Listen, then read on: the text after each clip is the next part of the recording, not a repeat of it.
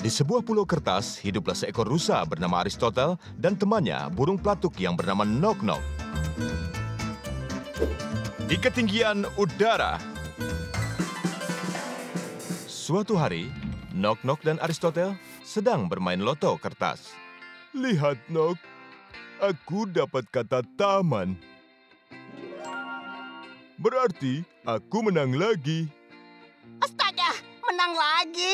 Ari, ini tidak sah. Kata seperti ini tidak ada. Dengar, Nok. Taman itu adalah tempat tumbuhnya tanaman dan pepohonan yang sudah diatur. Diatur oleh siapa? Pohon-pohon? Bukan, Nok. Misalnya oleh kita sendiri. Dan pepohonan bisa tumbuh dalam bentuk lingkaran, persegi, atau berbentuk hati. Bentuk inilah yang fantastis bagaikan kertas. Bentuk hati? Ya, berbentuk hati memang fantastis. Perlu kalian ketahui bahwa di tempat tinggal mereka terdapat dataran kertas. Dan dua sahabat kita menemukan tempat untuk membuat taman di sana. Nok Nok, taman yang kita buat itu bagus sekali. Dan bentuk taman kita akan seperti hati. Nok Nok memperhatikan sekitarnya, tapi gagal menemukan bentuk hati yang dimaksud Ari. Aneh, semakin kuperhatikan, taman ini hanya berbentuk sekumpulan pohon. Sobat, bentuk hati dari taman ini hanya akan terlihat bila dilihat dari udara. Oh, begitu maksudnya. Aku tidak kepikiran. Ari dan Nok Nok meneruskan pekerjaan mereka menanam pepohonan. Mereka ingin cepat-cepat melihat seperti apa jadinya taman mereka nanti. Beres sudah. Taman kita sudah jadi. Hore! Sekarang ayo kita lihat seperti apa bentuknya dari udara. Tapi, burung pelatuk ini baru sadar bahwa Ari tidak bisa melihat bentuk taman dari ketinggian karena Ari bukanlah seekor burung. Dia sama sekali tidak bisa terbang. Ari, kau benar-benar tidak bisa terbang. Iya, aku juga belum pernah mencobanya. Kalau begitu, mari kita coba. Gampang kok. Dan Nok Nok mulai mengajari Ari cara terbang. Ya, bagus. Sekarang kepakkan sayapmu. Ayo. Nok, aku kan tidak punya sayap. Kalau begitu, pakai saja apa yang ada. Aristotle melompat dan mengibas-ngibaskan tangan dan kakinya. Nok, aku bisa terbang. Hebat, rusa kertas bisa terbang. Lihatlah. Sekarang kita mulai rencana B. Dua sahabat kita ini mulai melakukannya. Ari, itu ada uap. Akan membantu kau meluncur. Panas. Aduh, panas. Ari, tinggal sedikit lagi. Ayo kita coba lagi. Tidak, Nok. Lebih baik kita mencoba rencana lain saja. Ya, terserah kau, sobat. Ayo kita pindah ke rencana C. Namun, ternyata rencana C dan rencana lainnya tidak berguna juga. Kita butuh rencana baru, Ari. Kita butuh rencana.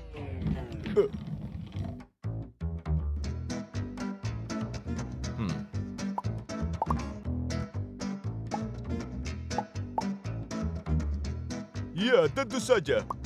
Kita perlu bukan sembarangan rencana, tapi rencana pesawat kertas. Hore! Pesawat jenius kertas! Lipatlah selembar kertas untuk membuat garis lipatan tengah. Lalu, lipat dua sudut ke garis tengah. Lipatlah segitiga ke bawah dan sekali lagi lipat sudut-sudut. Buka secara diagonal sehingga membentuk sayap. Pesawat kertas siap! Hebat! Sekarang kita bisa melihat taman dari ketinggian. Ya, bukan hanya dari ketinggian burung, tapi terbang juga bisa. Dari ketinggian pesawat terbang di awan, sobat.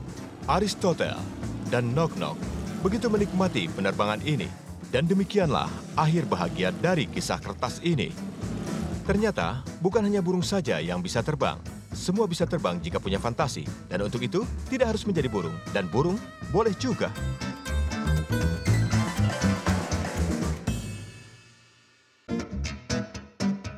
Di Di sebuah pulau kertas, hiduplah seekor rusa bernama Aristotle dan temannya, burung pelatuk yang bernama Nok Nok. Bunga persembahan untuk sang ratu. Suatu sore yang cerah di musim semi, dua sahabat kita menerima sepucuk surat yang dilem dengan lilin lebah dan menebarkan wangi madu. Aristotle memberitahu surat itu kepada Nok Nok. Nok Nok, kita mendapat surat. Wanginya surat ini. Wangi? Wangi madu. Ari, aku tahu siapa pengirimnya. Carlota. Perlu kita jelaskan di sini bahwa Carlota adalah ratu lebah yang bersahabat dengan Aristotle dan Nok Nok. Carlota menggambarkan bahwa dia akan mengunjungi Pulau Kertas dan tentunya ingin bertamu ke sini. Hore, asik. Ayo kita sambut kedatangan sang ratu dengan hikmat. Kalau begitu, kita tanam saja bunga kesayangan sang ratu. Dua sahabat kita bekerja keras sampai petang. Mereka membuat tempat persemaian khusus untuk bunga petunia kertas. Tentunya mereka sangat lelah, tapi mereka ingin membahagiakan sang ratu sahabat mereka. Karena sang ratu menyayangi mereka dan bunga petunia. Kamu kerja sangat keras maksudku, Terima Nok. kasih. Sekarang ayo kita istirahat sambil menunggu petunia kertas ini berbunga. Dua sahabat kita kembali ke rumah dengan gembira untuk beristirahat dan juga minum teh. Tapi pada saat itu, segerombolan burung gagak yang rakus menghampiri lahan petunia dan menyantap benih bunga-bunga tersebut. Hus, hus, hus, hus. Burung rakus. Hus, hus, hus, hus. Pergilah. Burung gagak yang terhormat, tolong pergilah dari sini ya. Namun gerombolan gagak ini menghiraukan permohonan Aristotle. Bisa jadi mereka bukan penduduk lokal, sehingga tidak mengerti bahasa negeri kertas. Nok Nok, aku baca di sini ternyata semua jenis burung takut dengan kucing garong. Mungkin kucing ini bisa menolong kita. Hei, jangan Ari. Melihat gambarnya saja, aku ketakutan. Kamu takut sama gambar. Aristotle harus berpikir. Aku punya ide.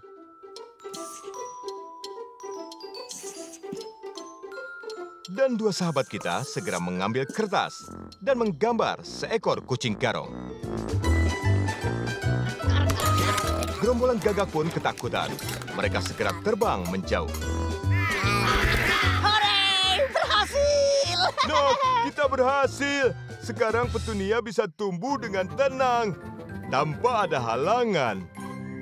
Dua sahabat kita, walaupun agak lelah, tapi tetap bergembira.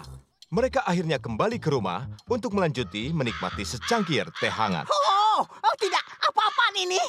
Sepertinya gagak ini mengerti trik kita. Mereka tahu kalau ini bukan kucing asli. Kucing asli akan bergerak, sedangkan gambar kucing tidak bergerak. Oh, kalau begitu apa yang harus kita lakukan? Kita harus berpikir keras maksudku.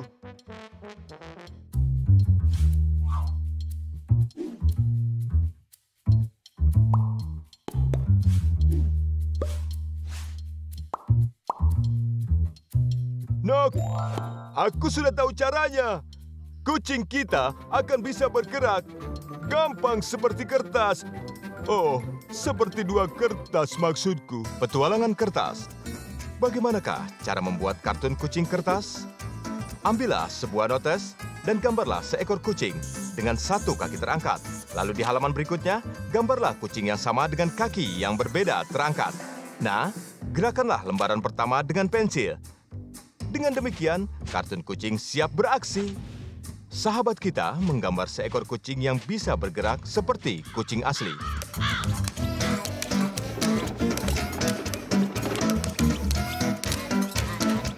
Gerombolan gagak rakus pun ketakutan dan pergi menjauh. Bunga petunia merekah dan menebarkan wangi semerbak, yaitu wangi favorit Ratu Carlota. Demikianlah akhir cerita kertas kita.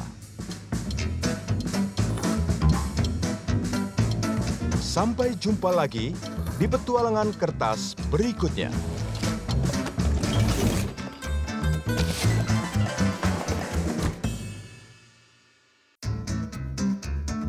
Di sebuah pulau kertas, hiduplah seekor rusa bernama Aristotle dan temannya, burung pelatuk yang bernama Nok Nok. Di bawah naungan atap rumah. Dini hari, saat Aristotle tertidur teramat nyenyak. Aristotle sedang bermimpi indah.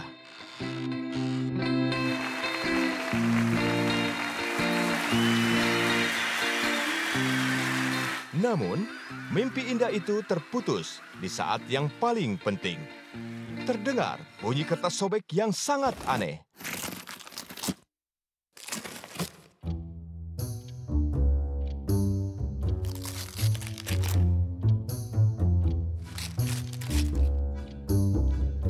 Sepertinya harus bicara dengan Nok Nok. Itu yang dipikirkan Aristotle, dan Ari memutuskan untuk membangunkan Nok Nok. Nok, Nok, bangunlah. Ada bunyi kertas robek di sana.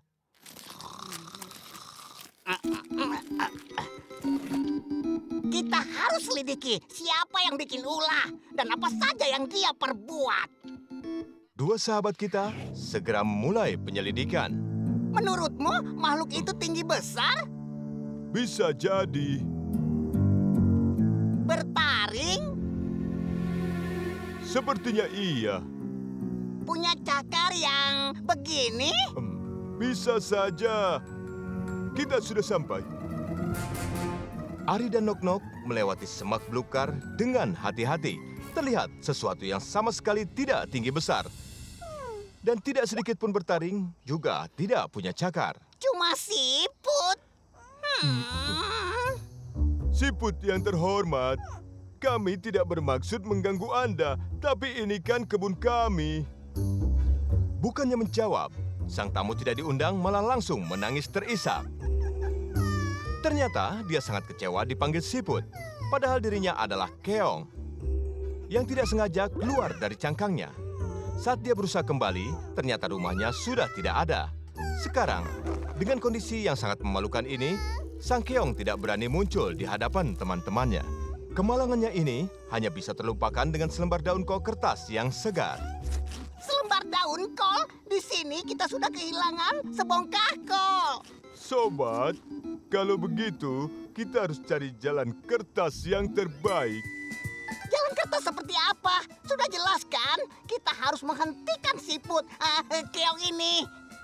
Dua sahabat kita mulai memikirkan jalan kertas yang jenius untuk menyelamatkan panen, tanpa harus menyakiti perasaan keong yang sangat perasa. Rencana pun disiapkan. Rencana yang hebat.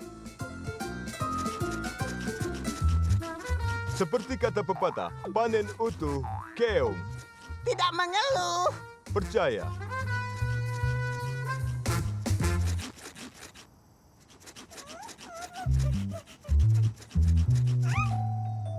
Percaya, Nok. Ini adalah keong yang tercepat di dunia. Rencana dua sahabat kita pun gagal. Terpaksa harus berpikir kertas lagi. Ternyata, kali ini tidak ada satupun ide kertas yang muncul di kepala Aristotle. Dia sudah sampai di wortel kita.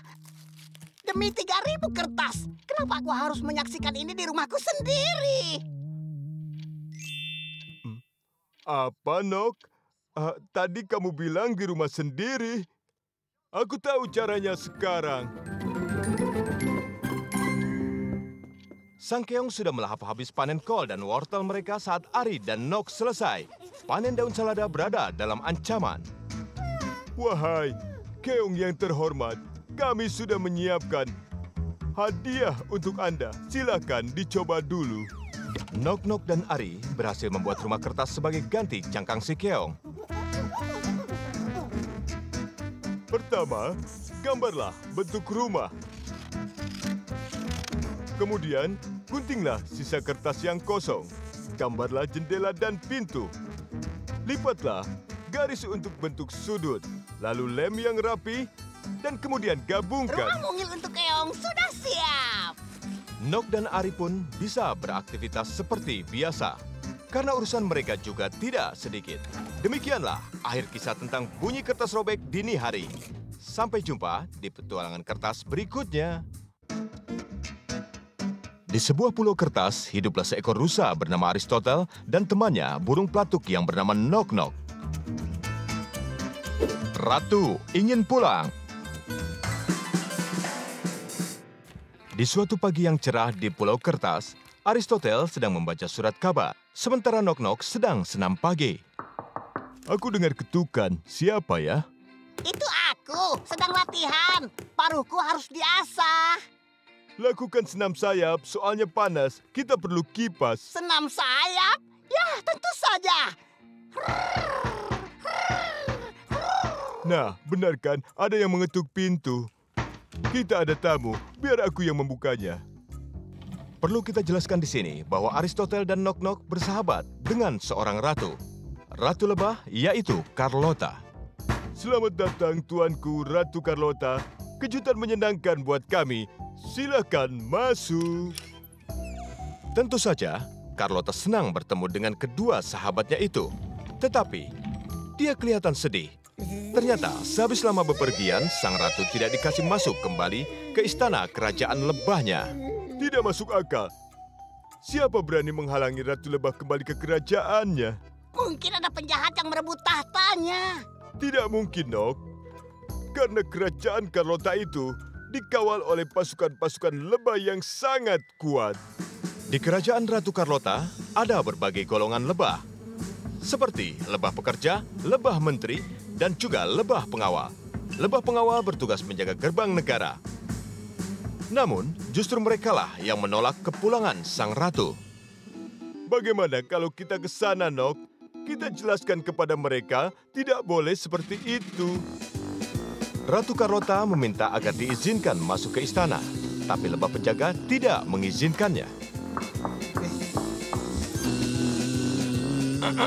Permisi, tolong bukakan pintu. Saya ingin sampaikan bahwa di hadapan Anda sekarang berdiri seorang madam yang juga sekaligus seorang ratu. Ratu Carlota bilang bahwa sebelum berangkat, dia mengeluarkan perintah keras agar pintu istana ditutup rapat dan hanya dibuka untuk dirinya. Sepertinya ada misteri. Ayo kembali ke rumah, kita perlu pecahkan misteri ini secepatnya.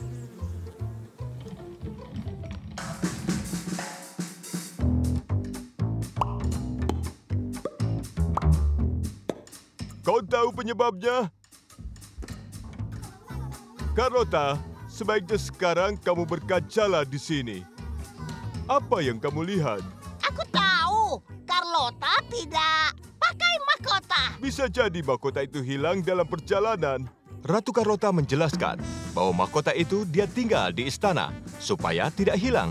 Inilah sebabnya para pengawal tidak mengenal sang ratu karena tidak mengenakan mahkota. Lalu bagaimana cara kita menolong Carlota? Kita buatkan saja sebuah mahkota kertas yang cantik untuk sang ratu. Mahkota untuk sang ratu. Ambil 5 lembar kertas segi 4, kemudian lipat sudut atas dan bawah ke tengah, balikan kertas, lalu lipat bagian atas dan bawah ke arah tengah. Kemudian tarik keluar segitiga yang di belakang. Lakukan cara yang sama dengan kertas-kertas yang lain. Setelah selesai melipat, kemudian kita gabungkan semuanya sehingga membentuk mahkota. Sang ratu pun segera kenakan mahkota baru karya sahabat dan berangkat ke istana lebah. Keesokan harinya, Ari dan Nok Nok menerima sepucuk surat lagi. Ari, dari sang ratu. Bacakan sekarang. Dalam suratnya, Ratu Carlota sangat berterima kasih pada teman-teman. Para pengawal langsung mengenalinya dan segeralah membukakan pintu. Carlota begitu senang bisa pulang sehingga dia tidak sampai hati menghukum pengawalnya. Tapi ada perintah baru dari sang ratu. Mereka harus mengenali Ratu Carlota dari wajahnya, bukan dari mahkota. Agar para pengawal bisa mengingat wajah ratu, Carlota meminta agar dua sahabatnya membuat lukisan potret wajahnya. Nok, apakah kamu bisa melukis? Aku belum pernah melukis, tapi akan kucoba. Aku juga. Mari kita coba sama-sama, Nok. Aku ingin sekali melukis wajah sang ratu yang cantik. Demikianlah akhir kisah petualangan kertas kali ini. Tapi belum benar-benar berakhir, karena Ratu Carlota masih menunggu lukisan potret wajahnya. Mungkin adik-adik mau melukis Ratu Lebah?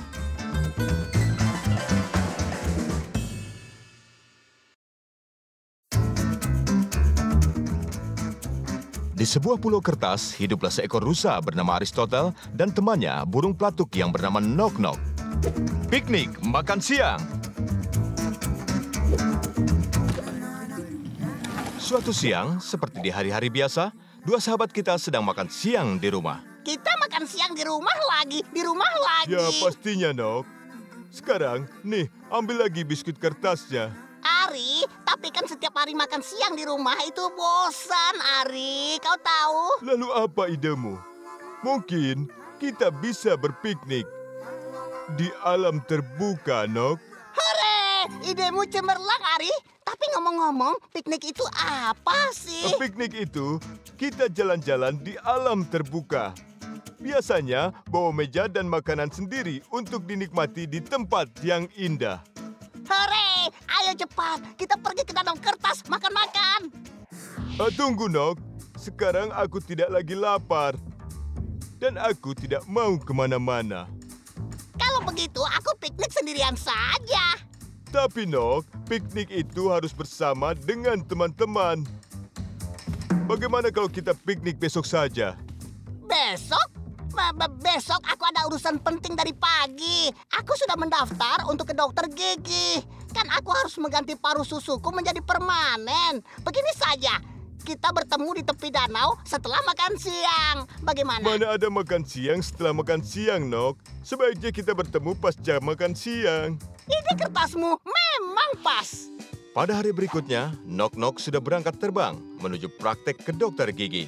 Sedangkan Aristotle di rumah menunggu jam makan siang. Dia menghabiskan waktu untuk berpikir tentang hal-hal menarik. Lama-lama, Aristotle sadar bahwa dia hanya memikirkan makanan. Aristotle memutuskan bahwa sudah saatnya untuk makan siang.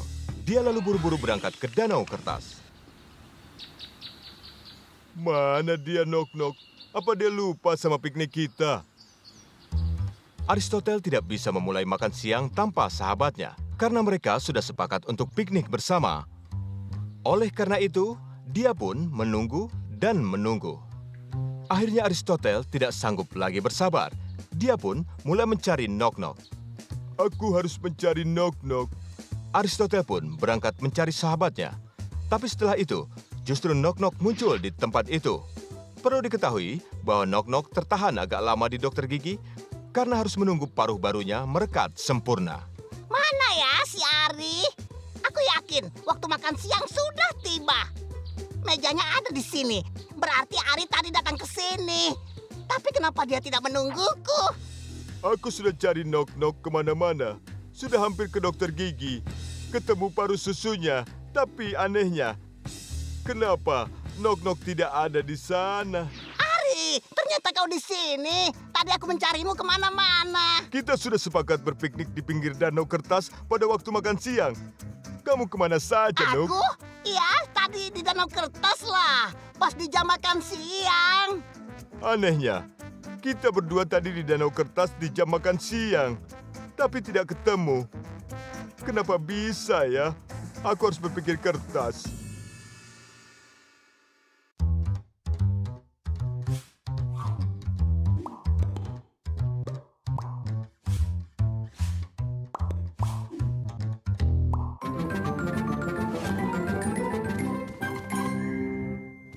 Di waktu yang berbeda, aku datang duluan dan kamu terlambat.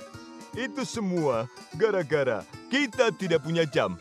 Berarti kalau begitu kita harus membuatnya, Nuk. Ya, benar sekali, Ari. Seandainya kita punya jam, kita pasti tahu jam berapa waktu makan siang masuk. Ayo kita bikin jam kertas. Keterampilan kertas. Kita potong kertas dengan bentuk bulat. Tulis di pinggirnya angka-angka. Kita potong sisa kertas dengan bentuk 2 jarum penunjuk. Yang satu besar dan yang satunya lagi lebih kecil. Kita pasang dengan pin kertas. Penting untuk diingat bahwa jam ini tidak menunjukkan waktu yang sebenarnya. Hanya waktu di negeri kertas. Dua sahabat kita memasang jam kertas tersebut di tempat yang paling mudah terlihat. Dan sejak itu, mereka tahu pasti jam berapa di negeri kertas.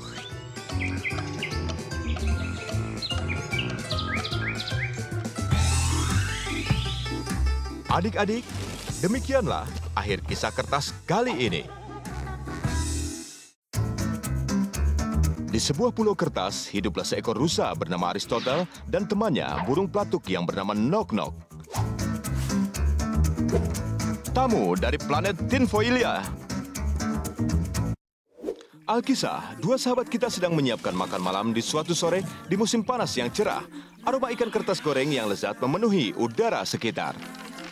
Air liurku sudah menetes. Kapan matangnya itu? Bersabarlah sedikit lagi, sobat. Tidak ada gunanya tergesa-gesa. Sekarang, kamu bisa kan menyiapkan meja? Gampang.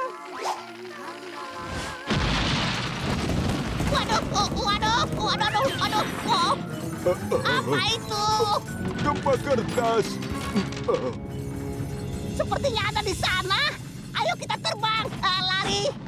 Saat terjadi gempa, kita tidak boleh terbang, apalagi lari. Harusnya kita cari terlebih dahulu tempat yang paling aman. Nok, tunggu! Namun kemudian, dua sahabat kita mengerti bahwa guncangan hebat tadi bukanlah gempa. Ada benda terbang yang mendarat di tanah lapang dekat rumah mereka. Lebih tepatnya, guncangan tersebut dikarenakan benda yang tadinya terbang. Ada alien dari luar angkasa. Hore! Kalau aku jadi kamu, gak akan gembira seperti itu. Bisa saja kan mereka itu makhluk pemakan kertas. Pemakan kertas? Ya, mereka memangsa makhluk yang terbuat dari kertas. Makanya, lebih baik kita kembali ke rumah saja. Mumpung kita belum dimakan. Dari roket itu, keluar makhluk luar angkasa. Ternyata, dia berasal dari planet Tinfoilia yang teramat jauh. Semua penghuninya terbuat dari foil yang mengkilap. Sayang sekali, pesawatnya mengalami kecelakaan. Sekarang, dia tidak tahu, bisakah pesawat itu diperbaiki atau tidak. Sepertinya alien ini bukan pemangsa kertas. Kamu benar, Nok. Dia butuh bantuan kita. Oh, aku tahu cara menolongnya. Dengan bantuan pita ajaib kita. Sebentar.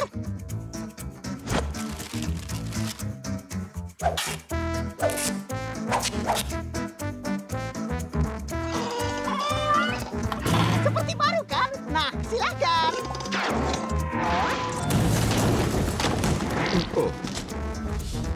Ternyata, memperbaiki roket itu tidak mudah. Diperlukan bahan khusus dari foil perak, yang hanya ada di planet Tinfoilia yang teramat jauh.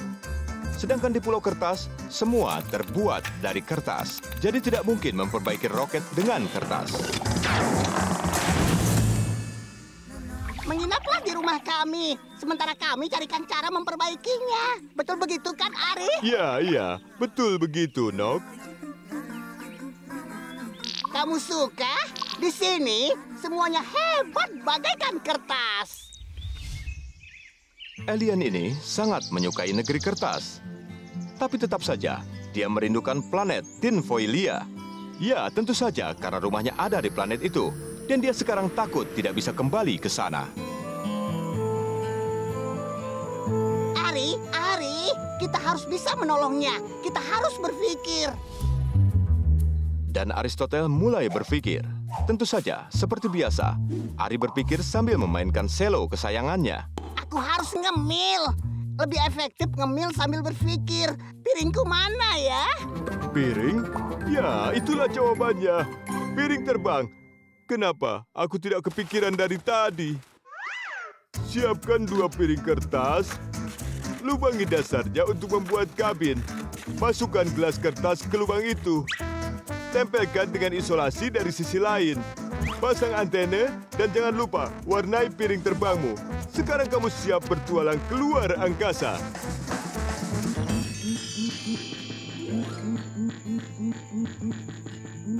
Keesokan paginya, piring terbang kertas yang masih baru sudah tersedia di depan rumah.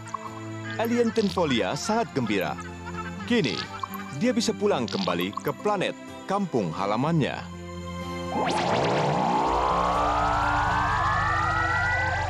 Dan sejak saat itu, saat cuaca cerah di sore hari, dua sahabat kita memandang bintang-bintang. Mereka merasakan seolah-olah ada yang menatap mereka dan terdengar sayup suara seruling foil perak. Demikianlah kisah petualangan kertas dengan makhluk planet Tinfoilia yang berakhir dengan bahagia.